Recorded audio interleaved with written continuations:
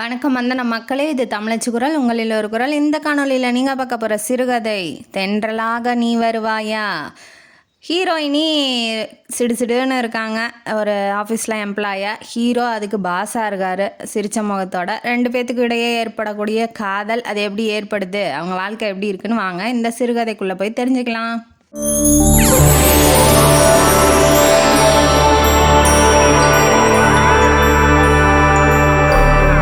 இந்த கதையோட ஆரம்பத்தில் ஹீரோயினி ஜனார்த்தனியை இன்ட்ரடியூஸ் பண்ணுறாங்க.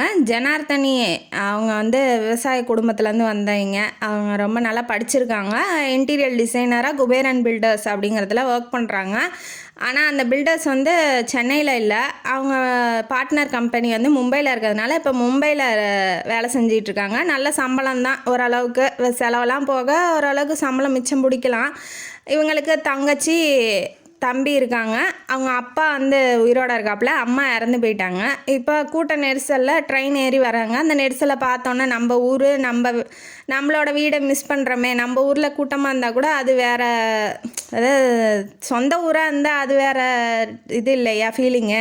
இப்போ இங்கே இவ்வளோ கஷ்டப்படுறோமே பாஷை தெரியாத இடத்துல அப்படிங்கிற மாதிரி அவங்க ரொம்ப ஃபீல் பண்ணுறாங்க. சீக்கிரமாக கடனை அடைச்சிட்டு நம்ம ஊருக்கு போயிடணும் அப்படிங்கிற மாதிரி நினைக்கிறாங்க. இந்த கடன் எதனால் வந்துச்சு, அவங்களோட ஃப்ளாஷ்பேக் என்ன அப்படின்னு சொல்ல ஆரம்பிக்கிறாங்க. என்ன அப்படின்னா, இவங்க விவசாய குடும்பம். அவங்க அம்மா அப்பா மாட்டு கொட்டகையில் வேலை செஞ்சுக்கிட்டு இருந்திருப்பாங்க. பக்கத்தில் கிணத்துக்கு வெடி வைப்பாங்க இல்லையா, அந்த மாதிரி வச்சுருக்காங்க. அதோட கல் செதறிட்டு மாட்டு கொட்டையில் விழுந்து இடிஞ்சு விழுந்துருது. அதனால் அவங்க அம்மா அப்பா ரெண்டு பேருமே அடிபட்டுறாங்க. அதனால் பலத்த காயமாயிருது. இவங்களை ஹாஸ்பிட்டலில் அட்மிட் பண்ணிடுறாங்க. அவங்க அம்மா இறந்து போயிடுறாங்க, முடியல ரொம்ப காயப்பட்டதுனால. அப்பா மட்டும் ஓரளவுக்கு நல்லா கடனை வாங்கி தான் ஏற்கனவே விவசாயம் பண்ணிகிட்ருப்பாங்க. அதுக்கு மேலே அப்பாவை காப்பாற்றணுங்கிறதுனால போய் இன்னும் கொஞ்சம் பணம் வாங்கி அப்பாவை காப்பாற்றிருப்பா. இப்போ கடன் கிட்டத்தட்ட 6 லட்சத்துக்கு மேலே வந்துருச்சு. அந்த கடனை அடைக்கணும், திரும்ப அந்த பத்திரத்தை மீட்கணும். அவங்க மாமா சிவசு அப்படிங்கிறவங்கள்ட்ட கடன் வாங்கியிருப்பாங்க, அதையும் மீட்கணுங்கிறதுனால இவளுக்கு கிடைச்ச அந்த ஒரு வேலையும் விடக்கூடாதுங்கிறதுக்காக இப்போ மும்பையில் கஷ்டப்படுறா. அந்த கடனை மீட்டு நம்ம ஊருக்கு எப்படா திரும்ப போவோம்னு நினைக்கிறா. அடுத்தது இவங்க இப்போ போயிட்டுருக்காங்க மீட்டிங்க்கு. ரொம்ப லேட் ஆயிடுச்சு, அதனால் டாக்ஸியில் போய் ஏறுறா. டாக்ஸியில் போய் இறங்கி வேகமாக போகிறா, மேலே ஏறி போகிறா அங்கே. ஏன்னா மீட்டிங்க்கு ஆல்ரெடி லேட் ஆயிடுச்சு. அதனால் இப்போ இந்த மாதிரி செலவெல்லாம் கம்மி பண்ணிக்கணும், நம்ம கொஞ்சம் முன்னாடியே கிளம்ப பார்க்கணும் அப்படிங்கிற மாதிரி. அவள் தங்கச்சி என்ன பண்ணுறா அப்படின்னா 10th படிக்கிறா. தம்பி காலேஜ் ஃபைனல் இயர் படிக்கிறாப்புல. அவரும் படித்து முடிச்சிட்டான்னா ஓரளவுக்கு வேலைக்கு போனால் அவங்களுக்கு நல்ல சம்பளம் கிடைக்கும். அது மூலமாக சீக்கிரமாக கடனை அடைச்சிடலாம் அப்படிங்கிற ஒரு நினப்பு. எல்லாம் குடும்ப கஷ்டத்தெல்லாம் நினச்சிக்கிட்டு இப்போ மாடி ஏறி போகிறா. வேகமாக லிஃப்ட்டு ஒர்க் ஆகலை. போகும்போது வேகமாக அவளால் ஏற முடியல, ஒரு தவளை மூச்சு வாங்கி நிற்கிறா. பின்னாடிலேருந்து ஒருத்தர் என்ன பண்ணுறாரு, வேகமாக ஏறி போகும்போது கையிலே இடிச்சிட்றாப்புல. யார் அதுன்னு திரும்பி பார்க்கும்போது தான் தெரியுது, நம்ம ஆல்ரெடி பார்த்துருக்கோம் அவரை அப்படிங்கிற மாதிரி. உடனே அவன் என்ன கேட்குறான்னா, ஏன் சார் அந்த அழகி மேலே வெயிட் பண்ணுறாங்களே, அதனால தான் இவ்வளோ வேகமாக ஓடுறீங்க அப்படிங்கிற மாதிரி கேட்டோன்னே, ஓ நீங்களா, இங்கே எப்படி இப்படி இங்கே அப்படிங்கிற மாதிரி அவன் கேட்குறான். ஆல்ரெடி இவங்க 2 பேர் பார்த்த மாதிரி. அது என்ன சீன் அப்படின்னா, ஒரு 7 மாதத்துக்கு முன்னாடி சென்னையில் இவங்க எம்டியோட பொண்ணு கல்யாணத்து ஃபங்க்ஷனுக்காக அட்டன் பண்ணுறதுக்காக இவ போயிருப்பா. அங்கே சாப்பிட்றவங்களுக்குன்னு தனியாக ஏசி ஹால் புக் பண்ணியிருப்பாங்க. அது என்ன அப்படின்னா, இந்த டின்னரு, ரொமான்டிக் டின்னர்லாம் நடக்கும் இல்லையா, மெழுகுவர்த்திலாம் ஏற்றி வச்சுக்கிட்டு அந்த மாதிரி இருக்குது. ஒருத்தருக்கு ஒருத்தர் முகம் மட்டும்தான் தெரியும், மற்றபடி எதுவும் அவ்வளோவா வெளிச்சம்லாம் அவ்வளோவா இல்லை. அதனால் இவன் என்ன பண்ணுறா, ஒரு டேபிளாக பார்த்து பிடிச்சி அங்கே போய் ஓரமாக உக்காந்துக்கிறா. பேரர் வரான். பேரர் வந்தோடனே என்னென்ன வேணுமோ ஆர்டர் பண்ணுறா. ஆர்டர் பண்ணிவிட்டு அமைதியாக உட்காந்துட்டு இருக்கும்போது நேராக நம்ம ஹீரோ மனு தர்மன், அவர் பேர். அவர் நம்ம தர்மான்னு கூப்பிடலாம். தர்மா வராப்புல. வந்தோடனே என்ன சொல்கிறாருன்னா, சரி வா ரேஷ்மி போகலாம், ஷூட்டுக்கு டைம் ஆயிடுச்சு, வா போகலாம் அப்படிங்கிற மாதிரி அவன் சொல்கிறான். சொன்னோன்னே இவன் பாட்டுக்கு வரான். இங்கே நின்றுட்டு நான் வா போகலாங்கிறான். அந்த ரேஷ்மிங்கிறான். எனக்கு ஒன்றுமே புரியலையே, யார் சார் நீங்கள் அப்படின்னு சொல்லி கேட்கவும், நீ யாருமா இங்கே டேபிளில் உட்காந்துட்டு இருக்காங்கும் போது, ஏன் சார் இங்கே உட்காரக்கூடாதா அப்படின்னு சொல்லி கேட்குறா. ஆமாம்மா நாங்கள் ரிசர்வ் பண்ணி வச்சுருக்கோம் அப்படின்னா, நீங்கள் போய் அந்த ஹோட்டல் மேனேஜ்மெண்ட்டை கேளுங்க, இல்லை வேறட்ட சண்டை போடுங்க, ஏன்ட்ட கேட்குறீங்க. இங்கே ரிசர்வ்டுன்னா போர்டு வைக்கணும்ல சார், சும்மா உட்காந்துட்டு என்கிட்ட சத்தம் போட்டுட்டு இருக்கக்கூடாது அப்படிங்கிற மாதிரி அவள் சொல்கிறா. சொன்னோன்னே ஓ அப்போ நம்ம தான் தப்பு பண்ணிட்டோம் அப்படிங்கிற மாதிரி பின்னாடிலேருந்து ஒரு பொண்ணு ரொம்ப அழகாக இருக்கா, அந்த ரேஷ்மி செம்ம அழகாக இருக்கா. அவளும் நினச்சிக்கிறா, ஜனார்த்தனியும் நினச்சிக்கிறா, ஓகே ரொம்ப அழகாக தான் இருக்கா அப்படின்னு சொல்லிட்டு அவன் மேலே கையை போட்டு வாடியர் போகலாம் அப்படின்னு சொல்கிற மாதிரி பார்த்ததுனால இவங்களுக்காக தான் இப்படி வெயிட் பண்ணி சண்டை போடுறீங்களோ அப்படிங்கிற மாதிரி அவன் மனசுக்குள்ளே நினச்சிக்கிட்டா. பட் ஆனால் அது உண்மை இல்லை, அது பின்னாடி தான் தெரியும். இப்போ வந்து இவனும் கிளம்பி சரி வா போகலான்னொன்னே சாரி மேடம்னு சொல்லிட்டு இவன் பாட்டுக்கு கிளம்பி போயிடுறான். அந்த சீன் தான் இப்போ திரும்ப சொல்லி காமிக்கிறா. திரும்ப அந்த அழகி எது மேலே இருக்காங்களா அப்படிங்கிற மாதிரி இவன் ஒன்று எழுந்துக்கிட்டு அதெல்லாம் இல்லை, நீங்களே ஒரு பெரிய அழகு, அங்கே என்னத்த அழகை போய் நான் ரசிக்கிறது அப்படிங்கிற மாதிரி கொஞ்சம் ஃப்ளர்ட் பண்ணுறான். இவன் இப்படி பேசவும் அவன்கிட்ட பேசுறதுக்கு தயங்குறா. ஏன்னா ஆல்ரெடி ஒரு பொண்ணோட பார்த்துருக்கா இல்லையா, அது அவன் மனசில் ரொம்ப ஆழமாக பதிஞ்சிருச்சு. இவன் மேலே ஒரு தப்பான கண்ணோட்டத்தோடையே பார்க்குறா. சரி நம்ம தான் வாய் கொடுத்து ஏதோ ஒன்று சொல்லிட்டோமோ அப்படின்னாட்டி, உங்களுக்கு ஞாபகம் இருக்கா சார் என்னைய அப்படிங்கும்போது, உங்களுக்கு ஞாபகம் இருக்கும்போது எனக்கு ஞாபகம் இருக்காதா அப்படின்னு சொல்லி அவன் கேட்குறான். சரி ஓகே, இங்கே என்ன வேலைக்கு வந்திருக்கீங்கும் போது அது உங்களுக்கு தேவையில்லாது அப்படின்னு சொல்கிறா. இல்லை பரவாயில்ல சொல்லுங்கள், நம்ம தான் இப்போ மீட் பண்ணிட்டோமேங்கும் போது இங்கே ஒரு 4 இவங்க 3rd ஃப்ளோரில் இருக்காங்க. அங்கே என்ன சொல்கிறான்னா, நான் இங்கே ஒரு இட்லி கடை போடலான்னு இருக்கேன் அப்படிங்கிற மாதிரி சொல்கிறா. என்ன சொல்கிறீங்க, கீழே அவ்வளோ பெரிய ரெஸ்டாரண்ட் இருக்குது, அதை விட்டுட்டு உங்கள் இட்லி கடைக்கு யார் வர போகிறா, உண்மையை சொல்லுங்கள் அப்படின்னு சொல்லவும், நான் வந்து இங்கே மீட்டிங்காக வந்திருக்கேன் சார் அப்படின்னு சொல்கிறா. சொன்னோன்னே சரி ஓகே அப்படின்ட்டு, நீங்கள் என்ன வேலைக்கு வந்திருக்கீங்க, என்ன பண்ணுறீங்க, இங்கே என்ன பண்ணுறீங்கன்னு சொல்லி கேட்கலான்னு தான் அவளுக்கு ஆசையாக இருக்குது. பட் ஆனால் அது ரொம்ப பர்சனலாக போகிறதுனால அவ்வளோவா அவன்கிட்ட பேச விருப்பம் இல்லைங்கிறதுனால அவள் கலண்டுக்கிறா. இவனும் வந்து நேராக ஸ்ட்ரைட்டாக போயிடுறான். ஏன்னா அவங்க பார்ட்னர் இன்னொருத்தர் இருக்காருன்னு சொன்னோம்ல அந்த மும்பையில், அந்த பாஸ் வந்து மீட்டிங் அட்டன் பண்ணுறதுக்காக வராங்கன்னு சொல்லியிருக்காங்க. அதனால் இவ்வளோ ரஷ்ஷாக வந்திருக்கா. சரின்ட்டு வெயிட் பண்ணிகிட்டு இருக்கா. அப்போ கடைசியில் பார்த்தா அந்த பாஸ் வந்து வராப்புல. அது வேறு யாரும் இல்லை, நம்ம தர்மா தான். வந்தோடனே அவளையும் பார்க்குறாங்க. ஆனால் அவ்வளவா இவன் பாஸ், இவன் பெரிய ஆள், நம்ம வந்து இவன்கிட்ட போய் இப்படி பேசிட்டோமே அப்படிங்கிறதுலாம் அவளுக்கு இல்லை. ஏன்னா ஒரு மரியாதை கொடுக்கணுங்கிற எண்ணம் கூட அவளுக்கு வரல.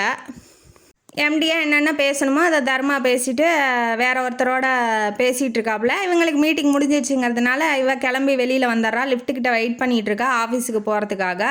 இவன் வந்து உடனே வந்துடுறான். யார் தர்மா வந்து ஜனார்த்தனிகிட்ட பேசணுங்கிறதுக்காக வந்துடுறான். வந்தோடனே என்ன சொல்கிறான்னா, என்ன உடனே கிளம்பிட்டீங்க அப்படிங்கும்போது, ஆமாம் எனக்கு மீட்டிங் முடிஞ்சிச்சு நான் கிளம்பிட்டேன், நீங்கள் போட்டு போன ஷர்ட்டு வேறு கலர், இந்த கலரில் ஏன் இப்படி வந்திருக்கீங்கும் போது, இல்லை ஷர்ட்டு கசங்கிடுச்சு அதனால தான். ஓ கசங்கிட்டால் கூட அந்த ஷர்ட்டை வந்து திரும்ப யூஸ் பண்ண மாட்டீங்க, அவ்வளோ பெரிய பணக்காரரு அப்படிங்கிற மாதிரி அவள் சொல்கிறா.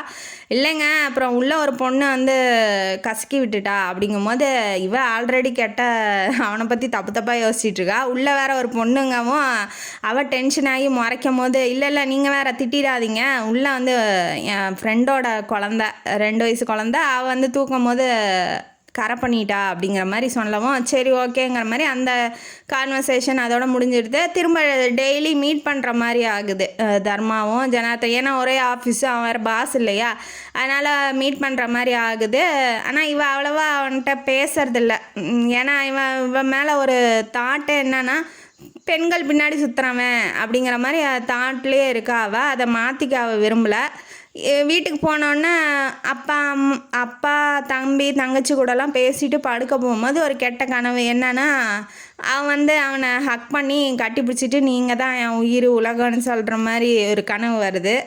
ஐயோ என்ன மாதிரி கனவு, நிஜமாலுமே அவனை பற்றி நினச்சிக்கிட்டே இருக்கோமா, இல்லை அவன் மனசுக்குள்ளே நம்ம மனசுக்குள்ளே வந்துட்டானா, இந்த மாதிரிலாம் இருக்கக்கூடாது, நம்ம லட்சியத்துக்கு தடையாக அவன் வந்துடுவான், நம்ம வந்து எப்படியாவது கடனை மீட்கணும், நம்ம போய் இந்த மாதிரி காதல் படுகொலியெல்லாம் போய் விழுந்தா அவ்வளோதான் அப்படிங்கிற மாதிரி அவளே என்னமோ கனவு தான் கண்டிருக்கா. அது நேரில் நிஜத்தில் ஒன்றும் நடக்கலை.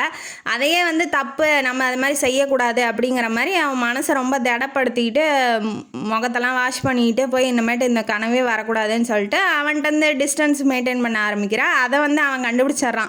ஏன் என்கிட்ட பேச மாட்டேங்கிறீங்க, ஏன் என்னை பார்த்தா ஒதுங்கி போகிறீங்கன்னு சொல்லி அவன் டேரெக்டாகவே போய் கேட்க ஆரம்பித்தோன்னா அவன் என்ன சொல்கிறான்னா, ஆமாம் துஷ்டனை கண்டா தூரம் வேலைக்கு போயிடணும் இல்லையா அப்படிங்கிற மாதிரி சொல்லிடுறான். அவன் எதுவுமே அவள்கிட்ட கொஞ்சம் கூட தப்பாக கூட அவன் பேசியிருக்க மாட்டான். அவன் அப்படி சொல்கிறத பார்த்தோன்னே இவன் வந்து டக்குன்னு மூஞ்சி வேறு மாதிரி ஆயிடுது. இப்போ ஒருத்தட்ட போய் பேசுகிறான், அதனால் இல்லைங்க எனக்கு வேலை இருந்துச்சுங்க, இப்படி எனக்கு நிறையா ஒர்க் இருக்குது, நிறையா ப்ராப்ளம்ஸ்லாம் இருக்குது, அதனால் பேசுகிறதுக்கு டைம் இல்லை, ஏதாவது ஒன்று சொல்லியிருக்கலாம். உடனே மூஞ்சில் அடித்த மாதிரி சொன்னதோடனே அவனுக்கு ஒரு மாதிரி ஆகிட்டான். ஏங்க அப்படி என்னங்க நான் பண்ணிட்டேன் அப்படிங்கும்போது, நான் தான் சென்னையிலேயே பார்த்தேனே உங்கள் லட்சணம் நான் அப்படின்னு சொல்லிட்டு அதையும் சொல்லும் போது இவன் அதுக்கு மேலே அங்கே பேசுறதுக்கு முடியல. சரின்ட்டு இவன் கிளம்பி இவன் வேலையை பார்க்க ஆரம்பிக்கிறான். ஆஃபீஸில் மேனேஜர் மாதிரி இருப்பாங்க இல்லையா, அவரோட பேர் ரகு. அவர்கிட்ட போய் நல்லபடியாக பேசுவா ஜனார்த்தனி. ஏன்னா அவங்க கொஞ்சம் டீசெண்டாக பேசுவான். அவனும் வயசு பையன்தான், இருந்தாலும் டீசெண்டாக பேசுறது, பெண்கள்கிட்ட எப்படி பேசணுமோ அப்படி பேசுவான். இந்த மாதிரி ஃப்ளோட் பண்ணுற மாதிரிலாம் பேச மாட்டான். என்ன வேலையோ அதை கரெக்டாக சொல்லுவான். மற்றபடி இந்த ப்ராஜெக்ட் எப்படி போகுது, அந்த ப்ராஜெக்ட் எப்படி போகுது அப்படிமா அப்பப்போ குடும்பத்தை பற்றி கேட்பான். தங்கச்சி எப்படி இருக்காங்க, தம்பி எப்படி இருப்பாங்கன்னு ஓரளவுக்கு நல்லா நார்மலாக தான் பேசுவான். அவன்கிட்ட கொஞ்சம் நல்லபடியாக பேசுவா இவ. ஒரு நாள் என்ன பண்ணிடுறான், தர்மா வந்து ஆஃபீஸுக்கு வரும்போது இவங்க 2 பேரும் நின்று சாதாரணமாக வேலை விஷயமா தான் பேசிகிட்டு இருந்திருக்காங்க. அதை வந்து அவன் பார்த்துட்றான். பார்த்தோன்னே இவன் டென்ஷன் ஆகிடுறான். என்ன நம்மள்ட்ட வந்து மூஞ்சி கொடுத்து பேச மாட்டேங்கிறா, எழுஞ்செஞ்சு விழுகிறா, அவன்கிட்ட மட்டும் போய் இவ்வளோ அழகாக பேசுகிறா, ஈன்னு இழுக்கிறா, காது வரைக்கும் பல்லாக இருக்குது அப்படிங்கிற மாதிரி இவன் நினச்சிட்டு என்ன பண்ணுறான், கார் கதவை வேகமாக சாத்திட்டு உள்ளே போகிறான். போனோடனே ரகு வந்து அதை பார்த்துட்றான். சத்தம் கேட்டு திரும்பினோடனே பாஸ் வந்துட்டாங்க அப்படின்னு சொல்லிட்டு இவன் போயிடுறான். மறுநாள்லேருந்து என்ன பண்ணுறான், ரகு அவளை மூஞ்சி மேலே திருப்பி கூட பார்க்க மாட்டேங்கிறான். வந்து ஃபைலை வச்சா கூட அப்படியே கையெழுத்த போட்டு கிளம்புமா அப்படிங்கிற மாதிரி அவன் சொல்லிடுறான். இவன் என்ன சொன்னானோ தெரியல. இவனோட ஆக்டிவிட்டீஸை பார்த்தோன்னே அவளுக்கு டவுட், ஏன் அவன் இப்படி நடந்துக்கிறான், நல்லா பேசுவானே அப்படிங்கிற மாதிரி அவளுக்கு டவுட் ஆயிடுச்சு. மறுநாள் என்ன பண்ணுறான், சரி இன்னுமேட்டும் தாமதிக்கக்கூடாதுன்னு இவளை ப்ராஜெக்ட் விஷயமா வெளியில் போகிறோம், நீ கிளம்பி வா, லஞ்சுக்கு போகலாம் அப்படிங்கிற மாதிரி இவளை கூப்பிட்றான். சரி வேலைக்கு தானே கூப்பிட்றான்னு சொல்லிட்டு இவளும் ஏறி போகிறா. போகும்போது அவங்க வீட்டுக்கு கூட்டிகிட்டு போயிடுறான் தர்மா. இப்போ தர்மாவை பற்றின ஃப்ளாஷ்பேக்கு, அவங்க சின்ன வயசுலேருந்தே பணக்காரன் தான். அவனும் வந்து நல்ல கிளப்பு பார்ட்டி பண்ணுறது, ஃப்ரெண்ட்ஸோட ஊர் சுற்றுறது அப்படி இருந்தவன் தான் டீனேஜில். ஆனால் அவங்க அப்பா வந்து ஏகப்பட்ட கடன், அம்மாவும் வந்து இறந்து போயிட்டாங்க சின்ன வயசுலேயே. அவங்க பாட்டி தான் அவனை வந்து வளர்த்தது. அவங்க வீட்டில் 2 பசங்க, அவங்க பாட்டிக்கு வந்து 2 பசங்க. ஒன்று அவங்க அப்பா, இன்னொன்று சித்தப்பா. அவங்க சித்தப்பா எப்படி அப்படின்னா ரொம்ப செலவு பண்ணிக்கிட்டு கம்பெனி மேலே கடன் வாங்கி செலவு பண்ணி அந்த கம்பெனியை மூழ்கிற நிலைக்கு கொண்டு வந்துட்டான். அதனால் பாட்டி என்ன பண்ணுறாங்க, உன்னால் வந்து இந்த கம்பெனியை எடுத்து நிறுத்த முடியும்னா சொல்லு, ஓகே, உன்னோட அந்த கிளப்பிங்கு பார்ட்டி பண்ணுறது, இந்த ஃப்ரெண்ட்ஸ் கூட சுற்றுற வேலையெல்லாம் நிறுத்திட்டு உன்னால் வேலையில் முழு ஈடுபாடு செலுத்தி உன்னால் கம்பெனியை மீட்டு கொண்டு வர முடியும்னா சொல்லு, இந்த கம்பெனியை வச்சுக்கலாம், இல்லைனா விற்றுட்டு அவங்கவுங்க ஷேரை கொடுத்துடலாம் அப்படிங்கிற மாதிரி அவங்க பாட்டி கேட்கும்போது, சரி பாட்டி, நான் வந்து இந்த கம்பெனி எப்படியாவது நல்லபடியாக கொண்டு வந்துடுறேன் அப்படின்னு சொல்லி இவர் சொல்கிறாரு. அன்னையிலேருந்து இந்த மாதிரி வெளியில் போகிறது, இவங்க நல்லா என்ஜாய் பண்ணுறது, அந்த மாதிரி வேலையெல்லாம் வச்சுக்க மாட்டாப்புல. அதே மாதிரியே இவர் சம்பாதிக்கிறத அவங்க ஈஸியாக செலவு பண்ணிக்கிட்டு, அதாவது அவங்க சித்தப்பா பிள்ளைங்க, பையன் ஒன்று பொண்ணு ஒன்று, அவங்களுக்கு தம்பி தங்கச்சி தான். இருந்தாலும் அவங்களும் டீனேஜ் வந்து வேலை செய்யலாம் தான், ஆனால் அவங்க வேலை செய்ய மாட்டாங்க. அவங்க அம்மா விட மாட்டா, லோகநாயகி அவங்க சித்தி பேர். சேர்த்து வச்ச பணத்தை எல்லாம் அவங்க சித்தி வந்து பார்ட்டி பண்ணுறது, அவங்க சித்தி பசங்க வந்து ஃப்ரெண்ட்ஸுக்கெல்லாம் செலவு பண்ணுறது, அந்த மாதிரி வெட்டியாக செலவு பண்ணிகிட்டு இருக்காங்க. பேரன் இவ்வளோ கஷ்டப்படுறானேன்னு அவங்க பாட்டியும் கஷ்டப்படுறாங்க. இருந்தாலும் என்ன பண்ண முடியும், ஒன்றும் பண்ண முடியல அவங்களால. ஓரளவுக்கு ஆறுதலாக தான் சொல்கிறாங்க. இல்லைனா அவங்க சித்தியும் சித்தப்பாவையும் கூப்பிட்டுக்கோ, அவங்களுக்கும் வேலை சொல்லு, அவங்களும் வேலை செய்யட்டோன்னு சொல்லுவாங்க. ஆனால் அவங்க வர்றதுக்கு தயாராக இல்லையே, அவன் என்ன பண்ண முடியும், ஒன்றும் பண்ண முடியல. இவன் சம்பாதிக்கிறது, அவங்க செலவு பண்ணுறது, அந்த மாதிரி இப்போ அவங்க வீட்டில் இருக்குது. அவனும் கஷ்டம்தான் படுறான், இருந்தாலும் அந்த அளவுக்கு இல்லை. இப்போ என்ன பண்ணுறாங்க, வீட்டுக்கு கூட்டிகிட்டு போகிறான். பாட்டி உள்ளே உட்காரு அப்படின்னு சொல்லிட்டு, பெரிய அரண்மனை மாதிரி இருக்குது அவங்க வீடு. உள்ளே உட்காருன்னு உட்கார வச்சுட்டு இப்போ பாட்டிகிட்ட போகிறான். பொண்ணை கூட்டிகிட்டு வந்திருக்கேன், நீ வந்து பாரு பாட்டி அப்படின்னு சொல்கிறான். இவங்களும் எதுவும் லவ்வுக்கு அந்த மாதிரிலாம் எதுவும் பேசக்கூடாது அப்படின்னு சொல்லி கூட்டிகிட்டு வந்திருப்பான். நீங்கள் 2 பேர் பேசிகிட்ருங்கன்னு சொல்லிட்டு இவன் உள்ளே போய் காஃபி எடுத்துகிட்டு வரேன்னு சொல்லிட்டு போயிருப்பான். இப்போ இவங்க என்ன பண்ணுறாங்க, பாட்டிம்மா, ஆமாம்மா உன்னை பற்றி நிறையா சொன்னான், நீ நல்லா வேலை செய்கிறியாமே அப்படிங்கிற மாதிரி இவங்க ஒரு குத்தலாக கேட்காம, அவள் என்ன நினச்சிக்கிட்டா, ஓ நம்ம மிடில் கிளாஸு, நம்ம பிலோ ஆவரேஜு, அதனால தான் நான் இவங்க இப்படி பேசுகிறாங்க, பணக்கார திமிரு அவங்க பேச்சிலே தெரியுது அப்படிங்கிற மாதிரி அவன் நினச்சிக்கிறா. சரி ஓகே அப்படிங்கிற மாதிரி இவன் எப்படா விட்டா கிளம்பலாம் அப்படிங்கிற மாதிரி இருக்கா. இவனும் வந்து அவங்க பாட்டி பேசுனதை கேட்டுட்டு, சரி பாட்டி நான் கூட்டிகிட்டு போய் விட்டுறேன்னு சொல்லிட்டு வீட்டுக்கு கூட்டிகிட்டு வந்துகிட்டு இருக்கான். வந்துட்டு இருக்கும்போது சரி இனிமேட்டு தாமதிக்கக்கூடாது, நம்ம மனசில் இருக்கிறத சொல்லிடலாம் அப்படிங்கிற மாதிரி இவன் சொல்ல ஆரம்பிக்கிறான். நான் வந்து உன்னை விரும்புகிறேன், நீ என்ன பண்ணுற, விரும்புறியா என்னன்னு சொல்லு அப்படிங்கும்போது, இல்லை அந்த ரகுவை விரும்புறியா, அந்த மேனேஜர் இருக்கான் இல்லையா, அவனை விரும்புறியா, அவன் தான் அவன் மனசில் இருக்கானா, அதையும் சொல்லிடு, எதாக இருந்தாலும் நான் அக்செப்ட் பண்ணிக்கிறேன் அப்படிங்கும்போது, நான் ஏன் சார் உங்கள்கிட்ட சொல்லணும், நீங்கள் யார் முதல்ல அப்படிங்கிற மாதிரி 3ஆம் மனுஷன் மாதிரி பேசுகிறான்.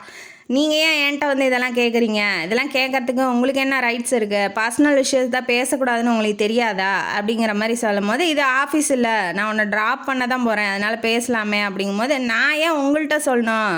நீங்கள் எனக்கும் உங்களுக்கும் எந்த சம்மந்தமும் இல்லை.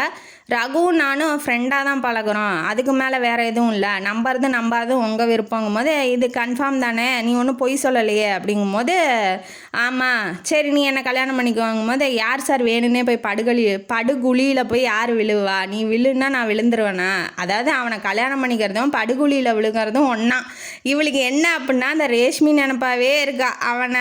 அவள்கிட்ட முறையாக பார்த்தான் இல்லையா, அதனால் இவளுக்கு வந்து தவறான நினப்பு அவன் மேலே உள்ளூர இருந்துகிட்டே இருக்கு. அதனால் இவனை விட்டு விலகியே இருக்கணுங்கிறது அவன் மனசில் ஆழமாக பதிஞ்சிருச்சுங்கிறதுனால, இவன் என்ன சொன்னாலும் என்ன செஞ்சாலும் அவள் வந்து நம்ப மாட்டேங்கிறா அவனை. அதனால் வேணான்னு சொல்லிட்டு அப்போ கல்யாணத்துக்கு ஜனார்த்தனியோட தம்பி என்ன பண்ணுவான்னா, இப்படியே காலேஜ் படிச்சுக்கிட்டு பார்ட் டைமாக ஒரு ஹோட்டலில் வேலை செய்கிறேன் அப்படிங்கிற மாதிரி சொல்லியிருப்பான். இவன் வேணான்னு தான் சொல்லுவா, நல்லா படித்து முடிடா, அதுக்கப்புறம் வேலை செஞ்சுக்கலான்னு சொல்லுவா. ஆனால் அவன் கேட்க மாட்டான். வீட்டில் எல்லோரும் வற்புறுத்தும் போது, நீயே ஏன் அவ்வளோ கஷ்டப்படுற, அவனும் போய் வேலை செய்யட்டும், சம்பளம் கொடுத்தானா அதுவும் உனக்கு கொஞ்சம் ஹெல்ப்பாக இருக்கும் இல்லையா அப்படின்னு சொல்லும் போது, சரின்னு அவள் வந்து மனசுக்கு சரிப்பட்டு வரல. இருந்தாலும் சொல்கிறாங்களேங்கிறதுக்காக ஒத்துக்கிட்டா. பணத்தை கொண்டு போகிறது, பேங்க்கில் கட்டுறது, அந்த லெவலுக்கு அவன் வந்து வேலையில் மும்முரமாக ஆயிட்டான். இப்போ என்ன பண்ணியிருக்கான்னா, பணத்தை 10 லட்சத்தை கொடுத்து விட்ருக்காங்க அவன் ஓனரு. கொடுத்து விட்டோன்னே இவன் என்ன பண்ணியிருக்கான், எடுத்துகிட்டு போய் பேங்க்கில் கட்டும் போது கரெக்டாக ஆக்சிடெண்ட் பண்ணுற மாதிரி பண்ணி ரவுடி பசங்க அந்த பேக்கை மாற்றி வச்சுட்டானுங்க. இவன் எடுத்துகிட்டு போகிற பேக் மாதிரியே செட் பண்ணி அவன் வேறு பேக்கை வச்சுட்டு, நியூஸ் பேப்பராக இருக்குது, பேங்க்கில் உள்ளே போய் பார்த்தா நியூஸ் பேப்பர் கட்டாக இருக்குது. இவன் ஏமாந்துட்டான். இப்போ அந்த ஓனர் வந்து ஃபோன் அடிக்கிறான். அடித்தோடனே இப்படி உன் தம்பி வந்து என் பணத்தை திருடிட்டான், இது கேட்டால் வந்து இப்படி ஆக்சிடெண்ட் ஆகிடுச்சு, வேறு ஒருத்தன் எடுத்துகிட்டு போனான்னு கதை கட்டுறான். இதெல்லாம் நான் நம்ப தயாராக இல்லை. எனக்கு 10 லட்சம் பணம் இன்னும் 2 நாளில் வரணும், இல்லைனா உன் தம்பியை கொண்டு போய் உள்ளே வச்சுருவேன் ஜெயிலில் அப்படிங்கிற மாதிரி அவன் சொல்லிட்டான். சொல்ல உடனே இவளுக்கு என்ன பண்ணணுன்னு, ஆல்ரெடியே இருந்த கடன் 6 லட்சத்தையே அடைக்க முடியாமல் இவங்க ஊர் மாதிரி வந்து இங்கே வேலை செஞ்சு கஷ்டப்படுறாங்க. இப்போ இவன் வேறு தேவையில்லாத தலைவலியை கொண்டாந்து விட்டுட்டு இப்போ அவளுக்கு என்னன்னா, தம்பியை எப்படியாவது காப்பாற்றிடணும், தேவையில்லாமல் ஜெயிலுக்கு போயிட்டான்னா அதே வந்து முத்திரை அடித்த மாதிரி ஆயிரும், இவன் ஜெயிலேருந்து வந்திருக்கான் அப்படிங்கிற மாதிரி வாழ்க்கையே போயிடும். இப்போ என்ன பண்ணுறதுன்னு அவளுக்கு ஒன்றும் புரியல. ஊருக்கு 2 நாள் லீவு போட்டு ஊரில் போய் அந்த நிலம் வச்சுருக்கா இல்லையா, அவன்கிட்டே போய் கேட்குறா, இந்த மாதிரி நிலத்தை நீங்களே எடுத்துக்கோங்க, 10 லட்சம் பணம் கொடுங்க அப்படிங்கும் போது, அதெல்லாம் முடியாதுமா, இருக்கிற கடனுக்கு அந்த நிலத்தை நீ அடைச்சின்னா தரேன், அந்த அளவுக்குலாம் இது போகாதுமா அப்படிங்கிற மாதிரி சொல்லிட்டான் அவனும். இவளும் எங்கெங்கேயோ ட்ரை பண்ணி பார்க்குறா. ஒரு 4 லட்சம் 3 லட்சம் தான் திரட்ட முடியுதே ஒழிஞ்சு அதுக்கு மேலே அவளால் முடியல. அவனே ஓனருக்கு ஃபோன் பண்ணி என்னங்கிறா, இந்த மாதிரி நான் இப்போதைக்கு 4 லட்சம் பணம் தரேன், மாதம் எப்படியாவது கட்டிடுறேன், தயவுசெய்து அவனை ஜெயிலெலாம் வைக்காதீங்க, அவன் அந்த பணம் திருடு போனதுக்கு அவன் என்ன பண்ணுவான், அவன்லாம் அப்படி எடுக்கக்கூடிய ஆள் இல்லை அப்படின்னு எவ்வளோ சொல்கிறா அவள். ஆனால் அவனுக்கு என்னன்னா, இவங்க ஏமாற்றிடுவாங்க நம்மளங்கிறது ஓனர் வந்து நினைக்கிறான். நீ எனக்கெல்லாம் தெரியாதுமா, என் பணத்தை கொடுத்துருன்னு சொல்கிறான். ரோட்டில் நடந்து போயிட்டே இருக்கா. அவளுக்கு என்ன பண்ணணும் என்ன பண்ணக்கூடாது இடி உளுந்த மாதிரி ஆயிடுச்சு. அவளுக்கு எதுவுமே ஒன்றுமே ஜிங்க் ஆகலை. யார்கிட்ட எங்கே போய் கேட்குறதுங்கிறதே அவளுக்கு ஒன்றும் புரியல. அடுத்தது இவன் என்ன அவள் கல்யாணம் பண்ணிக்க முடியாதுன்னு சொல்லியிருப்பாள்ல அந்த நாளில், அவன் ஹீரோ என்ன பண்ணியிருப்பான், தர்மா, நம்ம எவ்வளோ பெரிய பணக்காரன், எவ்வளோ பணம் இருக்குது, எவ்வளோ நம்ம வாழ்க்கையில் என்னென்னமோ பண்ணியிருக்கோம், ஆனால் ஒரு பொண்ணு வேண்டான்னு சொல்லிட்டாங்கிறத நம்மளால் ஜீர்ணிக்க முடியலையே. அதுவும் இல்லாமல் அவமானப்படுத்தியிருப்பா.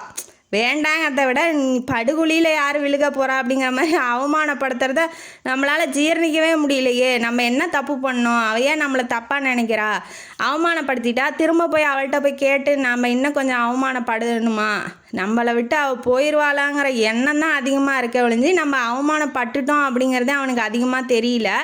இருந்தாலுமே அதை நினச்சி பார்த்துக்கிட்டே போய் தனியாக பீச் பக்கமாக போய் தனியாக நடந்து ரொம்ப தூரம் போயிருப்பான். அதெல்லாம் அப்போ நடந்திருக்கும் சீனு. இப்போ இவன் என்ன பண்ணுறா, நடந்து வந்துட்டுருக்கா இல்லையா, சோகமாக வரும்போது ஆஃபீஸை பார்க்குறா. பார்த்தோன்னே இவன் ஞாபகம் வந்துருச்சு, யார் ஹீரோ கல்யாணம் பண்ணிக்கிறான்னு கேட்டது ஞாபகம் வந்துருச்சு. இப்போ ஒரே ஆயுதம் நீங்கள் எல்லாம் கெஸ் பண்ணியிருப்பீங்க.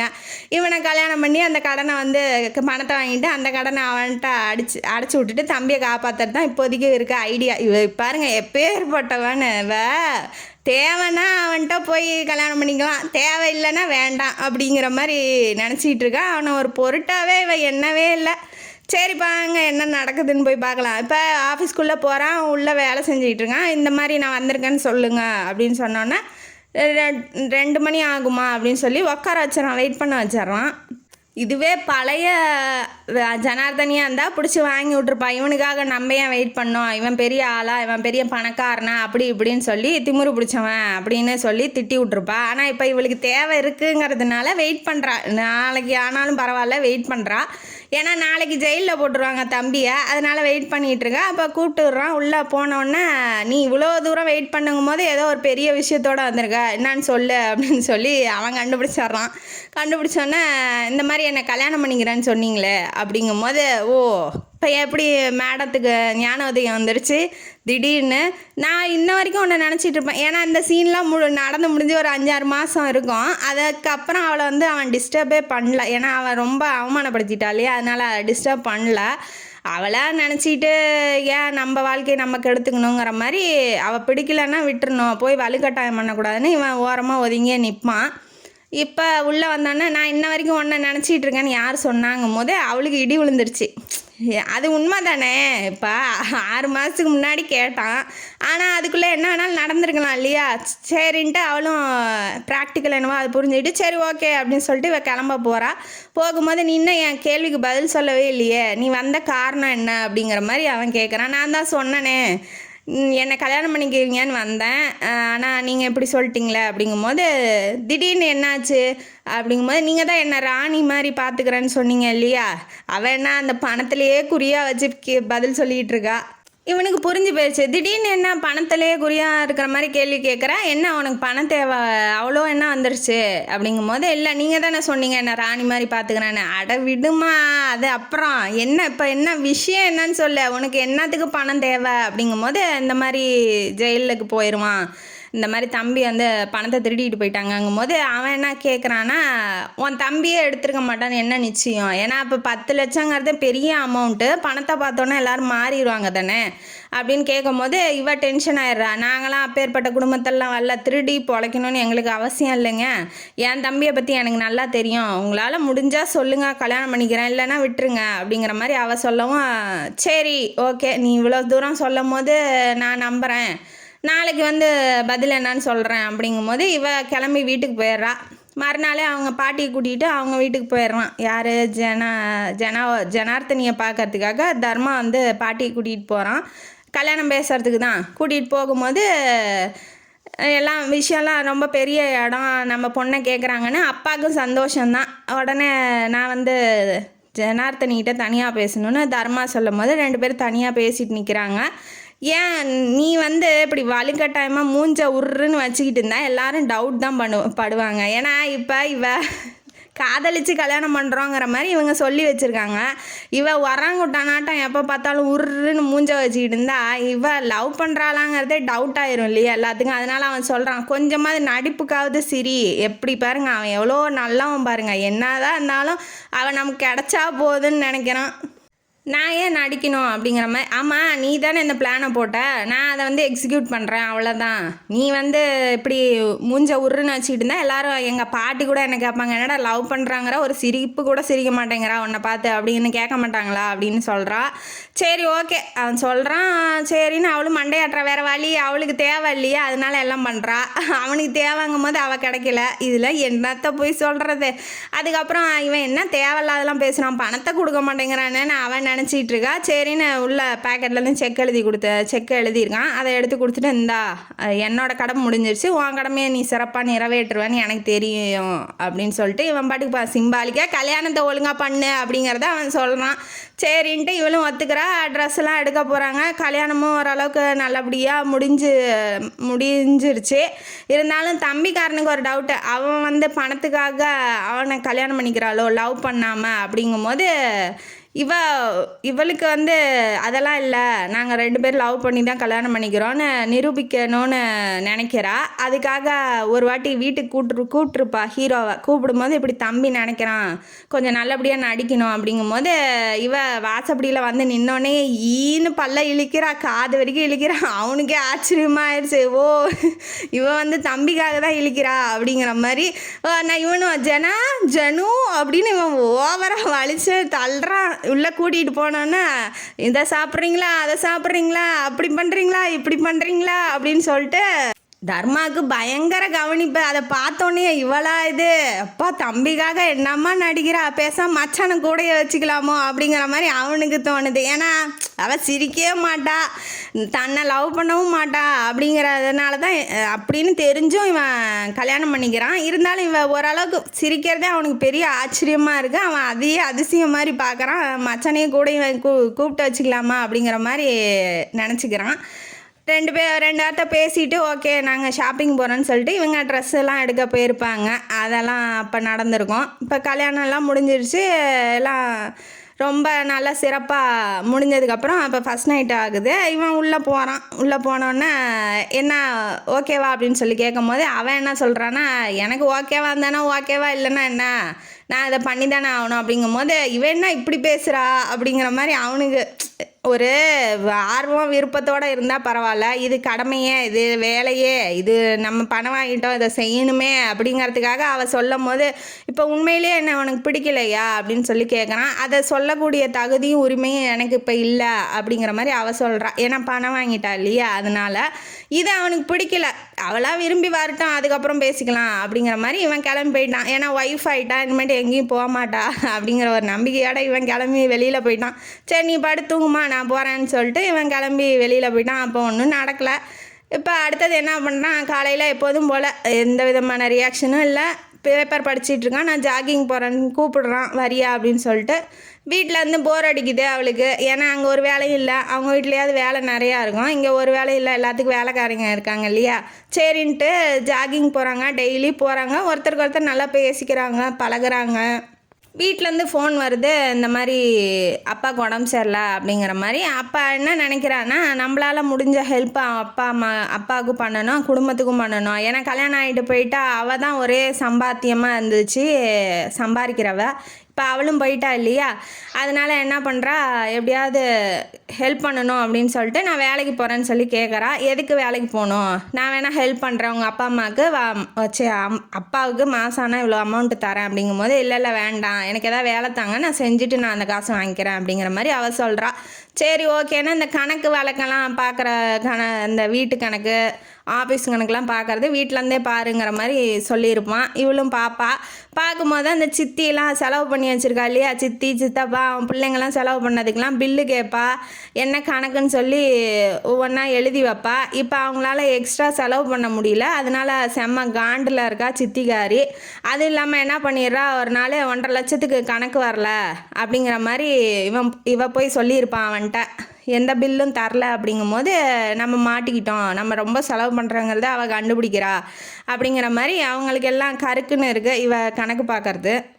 பாட்டி ஒரு நாளைக்கு கூப்பிட்றாங்க. கூப்பிட்டோன்னே என்ன சொல்கிறாங்கன்னா, உனக்கும் கல்யாணம் ஆயிடுச்சு, உனக்கு பின்னாடி குழந்தைங்கலாம் வரும், அப்போ அதுங்களுக்கு செலவு பண்ணுறதுக்கும் அதுங்களுக்கு சொத்து சேர்க்கறதுக்கும் தான் உனக்கு டைம் சரியாக இருக்கும், நீ ஏன் அவங்களுக்காக உழைச்சி கொட்டுற, அவங்களே வந்து வேலை செய்ய சொல்லு, அவங்களுக்கான பங்கை ஒதுக்கி கொடுத்துரு அப்படிங்கிற மாதிரி சொல்கிறாங்க. இவனுக்கு அது ஓகேவாக தான், சரி இதுதான் டைமு அப்படிங்கிற மாதிரி ஓகேவாக தான் படுது. இவனும் பங்கெல்லாம் பிரித்து கொடுத்துடலாம் அப்படிங்கிற மாதிரி, நீங்களும் வாங்க வேலைக்கு வாங்க அப்படின்னு சொல்லி கூப்பிட்டோன்னே அந்த சித்திகாரிங்க வந்து செம்ம டென்ஷன் ஆயிடுறான்.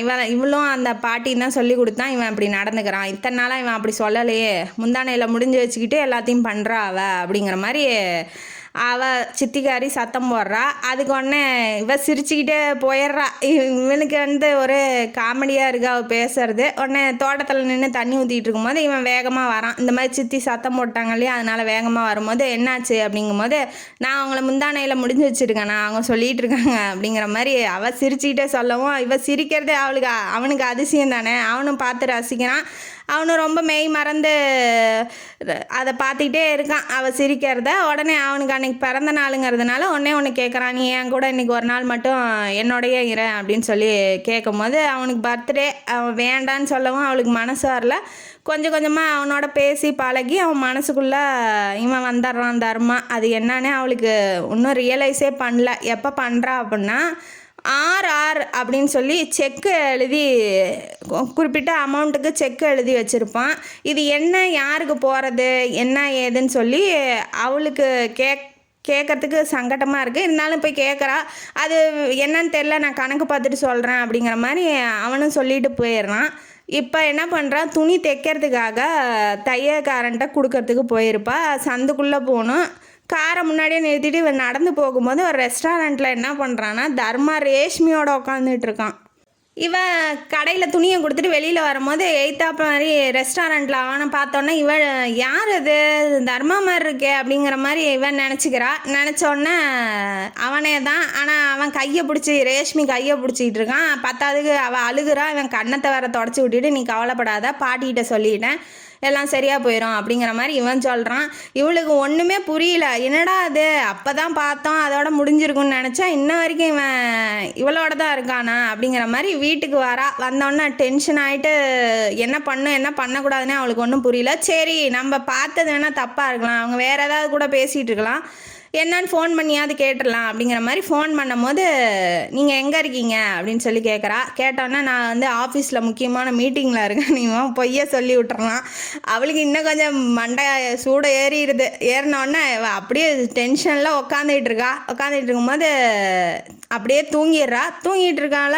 டிஸ்டர்ப் பண்ண வேணான்னு இவன் அப்படியே தூக்கிட்டு போய் பெட்டில் போடலான்னு பக்கத்து ரூமுக்கு தூக்கிட்டு போகும்போது அவள் எந்திரிச்சோடனே விலக்கி விட்டுட்டு, நீங்கள் ஏன் எதுக்கு தேவையில்லாமல் என்னை வந்து தொட்டு தூக்குறீங்க, உங்கள்கிட்ட மூஞ்சி கொடுத்து பேசவே எனக்கு பிடிக்கல, இந்த மாதிரி ஒரு துரோகியை நான் பார்த்ததே இல்லை அப்படிங்கிற மாதிரி அவள் பேச ஆரம்பிக்கிறா.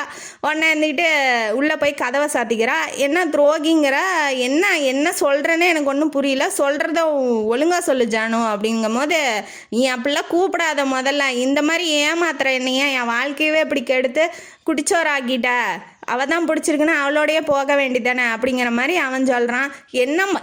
என்ன மனசாச்சு என்ன ஏதுன்னு ஓப்பனாக சொன்னால் தானே என்ன பிரச்சனைன்னு தெரியும் அப்படிங்கிற மாதிரி அவன் சொல்லவும், நான் அவங்கள்ட்ட பேசவே விரும்பலை அப்படிங்கிற மாதிரி அவள் சொல்கிறா. போய் தொலைன்ட்டு இவனும் போயிடுறான். காலையில் விடியுது. எப்போதும் போல் அவன் உட்காந்து பேப்பர் படிச்சுட்டு இருக்கான், எந்த விதமான சலனமும் இல்லாமல். இவன் பாரு எப்படி உட்காந்துட்டு இருக்கான் பாரு, குத்துக்கல் மேலே எல்லாத்தையும் பண்ணிட்டு. இவெல்லாம் எப்படி தான் இருக்கானோ இப்படி உட்காந்துட்டுங்கும் போது ஃபோன் வந்துடுது ரேஷ்மிகிட்ட வந்து. அவளும் பார்த்தோன்னே இவன் போய் பேசுகிறான். கவலைப்படாதா, பாட்டிம்மாட்ட சொல்லிட்டேன், நீ ஒன்றும் பிரச்சனையெல்லாம் சரியாக போயிடும் அப்படிங்கிற மாதிரி சொல்லவும், அந்த பாட்டிம்மா வேறு கூட்டு சேர்ந்துட்டு இருக்கா பேரனுக்காக அப்படின்னு சொல்லிட்டு அந்த அம்மா மேலேயும் எரிஞ்சு விழுகிறா. இப்போ பின்னாடி நிற்கிறத பார்த்துட்டு சட்டுன்னு பயந்துடுறான். எதுக்கு ஃபோன் பேசும்போது ஏன் வந்து இப்படி பின்னாடி நிற்கிற அப்படிங்கும்போது, யார்கிட்ட பேசுகிறீங்க, எதுக்கு தேவையில்லாமல் பாட்டியம்மாலாம் சொல்கிறீங்க, பணம் கொடுக்குறேன்னு சொல்கிறீங்க, யார்கிட்ட பேசிகிட்டு இருக்கீங்க போது, அது தேவையில்லாதது, அந்த ரேஷ்மி கூட தானே நேத்தான் பார்த்தேன் ரெஸ்டாரண்ட்டில் கையை பிடிச்சிட்டு இருந்தீங்க, அவள் அவ்வளோ முக்கியம்னா அவளையே கல்யாணம் பண்ணிக்க வேண்டியதானே, என்ன ஏன் கல்யாணம் பண்ணிங்க போது, ஆமாம் அவள் முக்கியம்தான், ஆனால் இப்போதைக்கு வந்துட்ட பேசுறதுக்கு நான் விரும்பலை, நீ டென்ஷனில் இருக்கா அப்படின்னு சொல்லிட்டு இவன் கிளம்பி போயிடுறான். என்ன ப்ராப்ளமோ தெரியல. அதுக்கப்புறம் கீழே இறங்கி போய் அந்த பாட்டி கத்த ஆரம்பிச்சிட்றா. நீ இவ்வளோ வயசாகிடுச்சு, உனக்குலாம் அறிவே இல்லையா, அவன் பேரம் பண்ணுறதுக்கு நீயும் கூட்டு சதியா, அவன் என்ன பண்ணுறா, அவன் லவ் பிரேக்கப் ஆகுது, அவன் தன்னை விட்டு போகிறாங்கிறத அவளால் ஜீர்ணிக்க முடியல. அதை வந்து அவனும் புரிஞ்சிக்காமல் உண்மை எதுன்னு சொல்ல மாட்டேங்கிறான். இவன் போய் அந்த அம்மாட்ட கத்துனோடனே இவன் பார்த்துட்டு டென்ஷன் ஆகி ஒரே அப்பா கண்ணத்தை கட்டி 4 அப்பா அப்பிட்டு, ஏன் பெரியவங்கன்னா மரியாதை கொடுத்து பேச மாட்டியா, என்கிட்ட தான் அப்படி பேசுகிறேன்னா அவங்கள்ட்டையுமா அப்படின்னு சொல்லிட்டு அப்பிடுறான். இவன் வந்து உடனே மன்னிப்பு கேளு அப்படிங்கும்போது மன்னிச்சிருங்க அப்படின்னு சொல்லிட்டு கீழே குமிஞ்சிட்டேன் மேலே ரூமுக்கு போயிடுறா. என்ன பாட்டிமா எப்படி இவ நடந்துக்கிறா அப்படிங்கும்போது, அவன் ஏன்டா, ஆமாடா அவள் உள்ளூரை உன்னை காதலிக்கிறா, நீ இன்னொருத்திட்ட போய் பேசுகிறதே அவளால் தாங்கிக்க முடியல, அதனால தான் அவள் கத்துறா, உண்மை என்னன்னு போய் அவள்கிட்ட சொல்லிடு அப்படிங்கும்போது, என்னை இப்போ ரூமுக்குள்ளே போக சொல்கிறீங்க, அவள் என்னை கொலை பண்ணுறதுக்கா, அவள் இப்போ இருக்க டென்ஷனில் நான் உள்ளே போனேன்னா அவள் என்னை கொன்னே போட்டுருவா, உங்கள் பேரனோட சமாதியை தான் நீங்கள் பார்க்கணும் அப்படிங்கும்போது, டே போடா கழுத்தை நெரிச்சா நெரிச்சிட்டு போகிறா, ஒய்ஃபு தானடா நெரிக்கிறா, நீ அடித்த அப்படிங்கும்போது சரி உங்களை நம்பி தான் போகிறேங்கும் போது இப்போ உள்ளே போகிறா. போகும்போது அவன் பேக் பண்ணிகிட்டு இருக்கா ட்ரெஸ் எல்லாம் அவங்க அப்பா வீட்டுக்கு போகிறதுக்கு. எங்கே போகிற அப்படிங்கன்னு கேட்குறான். கேட்டோன்னே எங்கேயோ போகிறேன், எங்கள் அப்பாட்ட போகிறேன். ஏன் அங்கே அவங்க நிம்மதியாக இருக்கிறது பிடிக்கலையே அவனுக்குங்கும் போது எங்கேயோ போய் தொலைகிறேன், எனக்கு நிம்மதியே இல்லைங்க அப்படிங்கும்போது என்னோடதையும் பேக் பண்ணி வச்சிரு, ஏன்னா நீ இல்லாமல் நானும் வாழ முடியாது, நீ இல்லாமல் எனக்கு எதுக்கு இந்த வாழ்க்கை, நானும் வந்துடுறேன், என்னையும் கூட்டிகிட்டு போயிரு அப்படிங்கும்போது எங்கே போனாலும் நிம்மதியாக விட மாட்டியா, எத்தனை நாளைக்கு இப்படி உருகி உருகி பேசி என்னை ஏமாற்றிட்டு இருக்கலான்னு நினைக்கிற, உனக்கெலாம் இப்படி பொண்ணுங்களை ஏமாத்துறதே பொழப்பா போயிடுச்சா அப்படிங்கும்போது ஏன் அந்த ரேஷ்மி வேண்டான்னு சொல்லிட்டாலா ஏன் கூட வரங்கிற அப்படிங்கும்போது அவன் வேண்டான்னு சொல்லுவாதான், ஏன்னா அவள் புருஷன் ஒத்துக்கணுமே அப்படிங்கும்போது தான் தெரியுது அவளுக்கு கல்யாணம் ஆயிடுச்சு அப்படிங்கிறது. இவள் ஒரு டைம் ஷாக் ஆகிட்டா, என்ன சொல்கிறீங்க தர்மா அப்படிங்கும்போது ஆமாம் அவள் புருஷன் ஒத்துக்கிட்டா தானே அவள் வருவா, உனக்கு இன்னும் புரியவே இல்லையா, நான் ரேஷ்மி எவ்வளோ அழகானவன் உனக்கே தெரியும், அவள் லவ்வை சொல்லியிருந்தா கூட நான் அவளை ஏற்றுக்கல, ஏன்னா நீ என் மனசில் இருக்க, பத்தாவதுக்கு அன்னைக்கே திரும்ப அவளை விட்டுட்டு உன்னை பார்க்கலான்னு தான் உடனே வந்தேன், நீ ஆனால் அங்கே ரெஸ்டாரண்ட் அந்த சென்னையில் பார்த்தான் இல்லையா அங்கே இல்லை, உன்னை பார்த்தோன்னே எனக்கு ரொம்ப பிடிச்சிருந்துச்சு, ஆனால் அதை சொன்னாலும் நீ நம்ப மாட்டேன்ட்ட நான் சொல்கிறத அப்படிங்கும்போது இவன் அடுத்தவன் பொண்டாட்டியை போய் பிடிச்சிருக்கு லவ் பண்ணுறேன்னு சொல்கிற அளவுக்கு கீழ்த்தரமானவன் இல்லை அப்படிங்கிறது அவள் ரொம்ப நம்புகிறா. அது இல்லாமல் அவன் புருஷன் என்ன பண்ணியிருப்பான், பணத்தெல்லாம் போட்டு பிஸ்னஸில் லாஸ் ஆகிருப்பான், அதனால் இவளுக்கு மன கஷ்டமாகி ஹெல்ப் கேட்டிருப்பா, அதுக்காக பணம் கொடுத்து உதவுறேன் அப்படிங்கிற மாதிரி இவன் சொல்லியிருப்பான். இதை தப்பாக நினச்சிக்கிட்டு இவன் இத்தனை ஆர்ப்பாட்டம் பண்ணியிருக்கா.